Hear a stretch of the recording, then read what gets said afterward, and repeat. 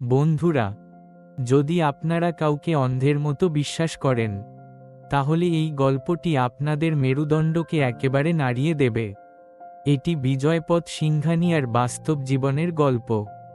আপনাদের মধ্যে অনেকেই হয়তো বিজয়পথ সিংঘানিয়ার নামটি শোনেননি। বিজয়পথ সিংঘানিয়া এমন একজন মানুষ ছিলেন যিনি নিজের কঠোর পরিশ্রমের মাধ্যমে রেমন্ড গ্রুপের মতো একটি বড় সাম্রাজ্য গড়ে তুলেছিলেন এবং দেশে ও বিদেশে খ্যাতি অর্জন করেছিলেন। তিনি শত শত কোটি টাকার ব্যবসা করেছেন এবং এমন একটি উক্তি দিয়েছেন যা প্রতিটি মানুষকে ইঙ্গিত করে, সেটি হল দি কমপ্লিট ম্যান। কিন্তু বন্ধুরা, প্রত্যেক কমপ্লিট মানুষের গল্প কমপ্লিট হবে তা আবশ্যক নয়। সে ভাবল, আমি যা কিছু সৃষ্টি করেছি এখন আমার ছেলে গৌতম সিংঘানিয়া সামলাবে, আর সে তার সারা জীবনের সম্পত্তি তার ছেলের নামে করে দেয়, কারণ তিনি এটা অনুভব করেছিলেন যে ওটা আমার নিজের ছেলেই। তো এখান থেকেই গল্পটা পুরোপুরি ঘুরে গেল।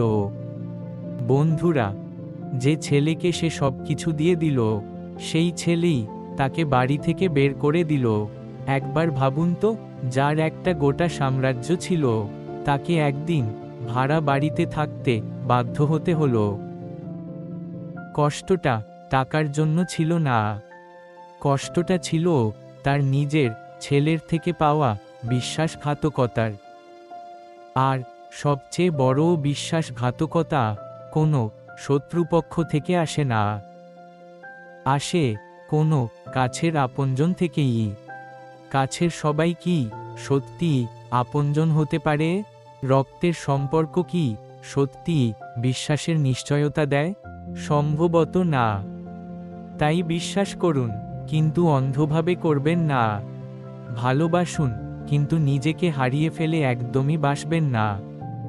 কারণ মনে রাখবেন, যে ব্যক্তি তার পুরো জীবন অন্যের জন্য উৎসর্গ করে, সে একদিন নিজের জীবনের গল্পে এক নামহীন চরিত্র হিসেবেই থেকে যায়, ঠিক বিজয়পথ সিংঘানিয়ার মতো।